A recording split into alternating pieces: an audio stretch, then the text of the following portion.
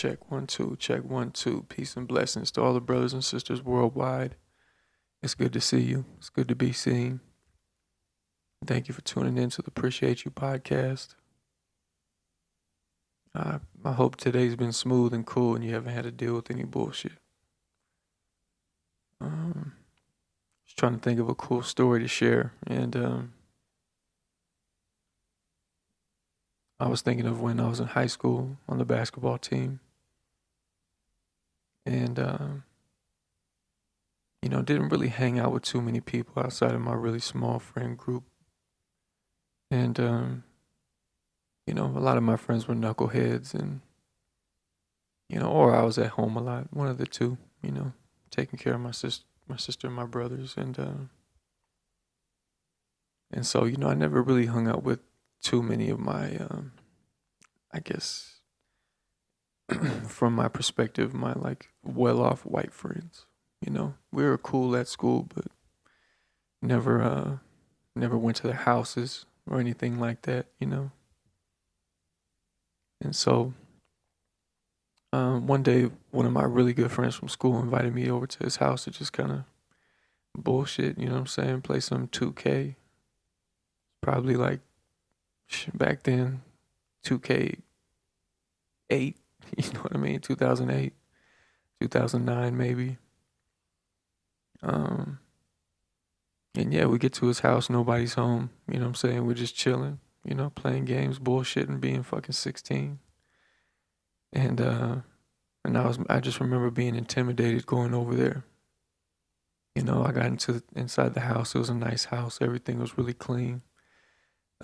It was just him there. I can't remember if he had any siblings or not, but I remember it was just me and him there.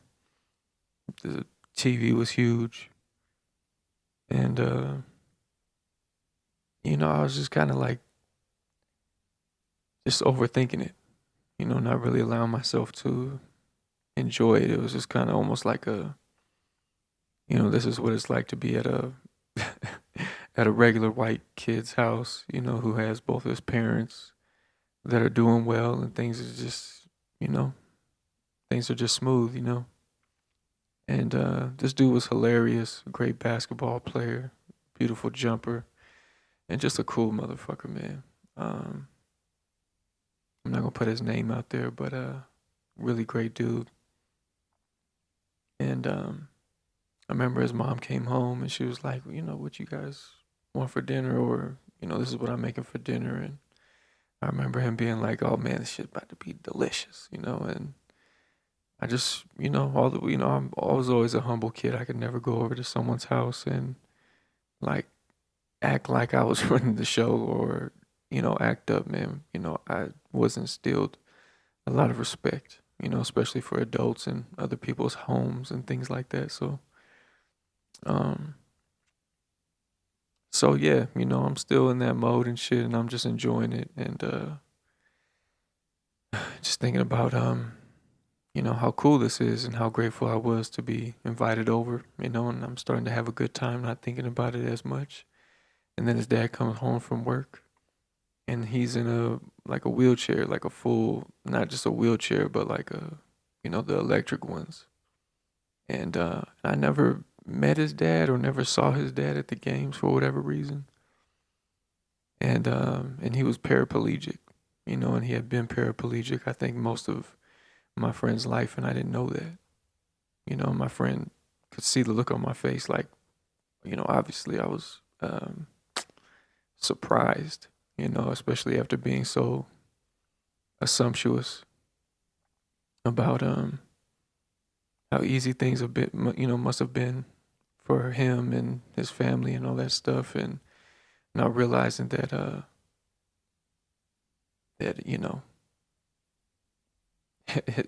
his dad was a tough dude, a hardworking man, supported his son in everything he did, and despite his challenges, he was a cool motherfucker himself. But probably didn't get to hoop with his son very much. You know what I'm saying? And I thought about selfishly, how grateful I was to be able to hoop with my pops. And I just felt so low in that moment, and it really was it was really a life-changing moment for me. You know, I just didn't look at really, really anybody the same. You know what I mean? Um, yeah, yeah. So it was a beautiful moment that's stuck with me forever, and I still think about it. A couple times a year, and after that, I noticed his dad being at the games, and man, he was like one of the he was like one of the loudest people there.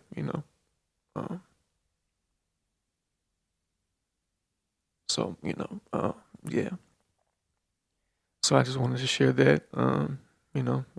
I get choked up over all kinds of stuff. So don't mind me. But yeah, yeah.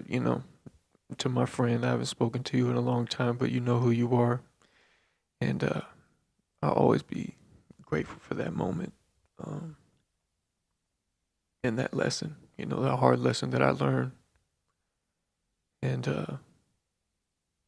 I check myself all the time. Making judgments on people, and it doesn't matter who you are. I'm always finding myself recalling on things in my life that remind me that, hey man, you better slow down. You don't know. You don't know what these people are going through. You have no idea, you know. And so, so yeah. Anyway, I don't know how to segue out of that, but I miss San Jose very much. I miss Cafe Stritch, Cafe for Scotty, St. James Park. Um, all three of those specific locations were very special to me. Places I would go to. Well, for Stritch, I would go and be absolutely, man, inspired, bewildered, and amazed by the incredible jazz talent that would come through there, the musicians, and Kev Choice, one of my biggest influences from Oakland, California. Yeah, one of the greatest people to ever come out of Oakland would frequent and hold a residency at Cafe Stritch once a month, I believe. And I would always be there, man. Go and get me a little gin and tonic double, and just sit there, man. Have my little one drink and get some grilled cheese and tomato soup. Add some tomato to that thing, some jalapeno to that thing, boy. And just run into beautiful people, acquaintances, and friends at the spot. And man, it was hands down my favorite place in all of my hometown, man. The best the best venue that city ever produced, and I know it's no longer in operation, but it's still in everybody's heart that was there. I know that for sure. Cafe for Scotty, so many memories there. I'll get into that another time, but St. James Park, like the homeless capital of downtown. Yeah, after I became Muslim, I was like, how do I, you know what I mean? How do I right all these wrongs? How do I right all these wrongs? So I was like, well, I could pass out food and water, you know what I mean, to our people down there. And St. James Park was my spot because it was out in the open, you know what I mean? I didn't have to go under a bridge or in the jungle or any shit like that, so I could walk around and people would see me. They know what I'm doing. Folks out there know I'm out there to help. So, they see me helping and they either walk up to me and make it easier for me, or, you know, they have an idea of what I'm about by the time I get to them, which is always helpful. So, yeah, I wrote a poem about St. James Park some years back, and it goes like this. Hell of a scene. Peddlers, prostitutes, pimps, dope fiends, wineheads with attitudes. tin cans, glass pipes, bare feet with their clothes torn, where hot days are colder nights and dirty needles are rose thorns, where most have a voice but most are never to be found because if no one ever listens, how can you make a sound? Where water is gold and food is a treasure, most is forgotten chasing this euphoric pleasure, and though love seems absent, there's still pain in every eye, all aching to escape one night away from the sky above St. James Park. And so now, I know there's like 20 times more people out there, and, it's obviously very sad. But, I'm praying for those folks and everybody who's out there in the streets. I try to carry on what I was doing there out here in Vegas, you know. Try to do it weekly, but it's more of a bi-weekly, go out there, pass out some sandwiches and water bottles. And, we're looking to take that to another level. And I know platforms like this and good people like you, make that happen. And so we just got to humbly continue and, document these things, encourage people to do the same thing. And that's really it. It's not complicated, for me to make like 20 or 30 sandwiches and get 20, 30 water bottles. It really cost me 20 or 30 bucks. You know what I mean? So, just to get someone by through the next day with a clear mind and a lightweight, full stomach, you know what I'm saying? It's important, and hopefully with that, with whatever it is that we can do for people, it's, it's in their hands, it's in God's hands, but hopefully they make their next move their best move, even if it's just a baby step, so that's why we do things like that. And yeah, so I hold St. James Park dear, very dear to me. And, they always have held great events there, big open mics and other cool stuff. I've seen a lot of other organizations go out there and help the people out there, which is, which always reminds me that, there's other like-minded folks as well. I keep that in mind also.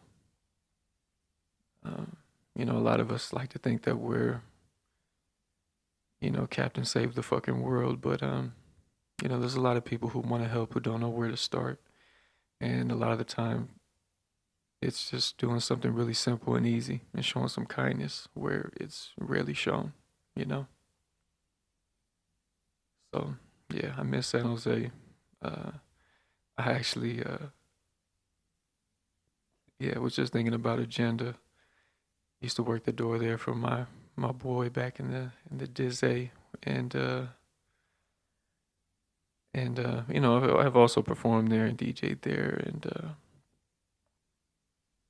have a lot of good memories there too, as I'm sure everybody else. I know it's called something different now. I can't remember what it is, but yeah, I just remember that motherfucker being packed, them playing Chris Brown over and over again, and, and getting out of the club. If you're working the door, you get to see all the good shit. The girls fighting and the boyfriend who's just trying to break it all up, and then you got someone's homie in the corner who just got out of jail and knocking out girl's boyfriend, and it's just it was always just a mess, man. But then you just go get a fucking hot dog and a burrito and call it a night. You know what I'm saying? Oh man. Yeah, I miss all y'all. I miss San Jose.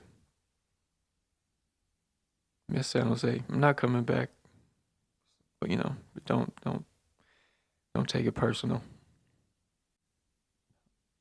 And with that being said, this was episode number 2 of the Preciate You podcast. I'm gonna kick some music, some stuff that's gonna be streaming for you. Wherever you listen to music, doesn't fucking matter. Doesn't matter. It's not a big deal. It ain't that serious. And I just hope that you continue. Don't give up on your fucking dreams. Don't give up on yourself. Baby steps is better than no steps.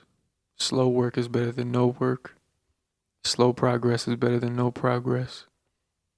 And I commend everybody who's getting up out of bed and just getting after it. You know, I know we're all trying to. We're not perfect. And that's all right. You know? Fuck it. Peace.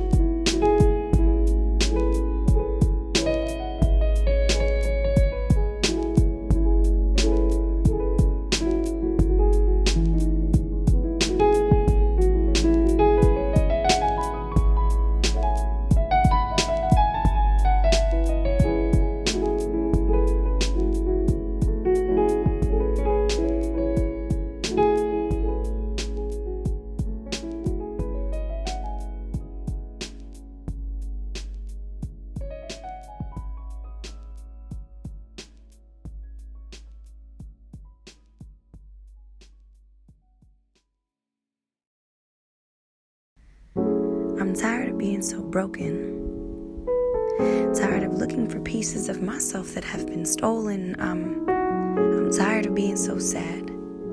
Tired of trying to determine if I'm what can be considered a good quality human, or if I'm just a waste of good quality space, or if God just forgot to create me with a little bit of ladylike grace. I'm tired of being so tough. Tired of lugging around cast iron fists and a cavity chest to match it. I'm tired of being so empty. Tired of blaming my sister's death as the reason why I can't feel sympathy or cry over anything except her memory and me being lonely. And sometimes I try and trick myself into thinking I'm incapable of loving, and it works. Because it makes me incapable of loving and incapable of being loved, and my pride won't let me tell them that guilt meets for daily meetings in my lungs and walks straight to my heart on a handcrafted concrete path and traps my soul between anxiety attack after anxiety attack, then exits my body in one exhale of, yeah, I'm good. All those glorified TV shows never rolled any credits through my hood because I'm still waiting to hear them say cut. Still waiting for the coroner to call back and say that they fucked up, and nah, I don't need any more tissues. I'll just be waiting patiently, Googling what exactly it means to have mommy issues and trust issues, and everyone that I love always dies in shit issues, and I cut him off before he could say I love you issues, and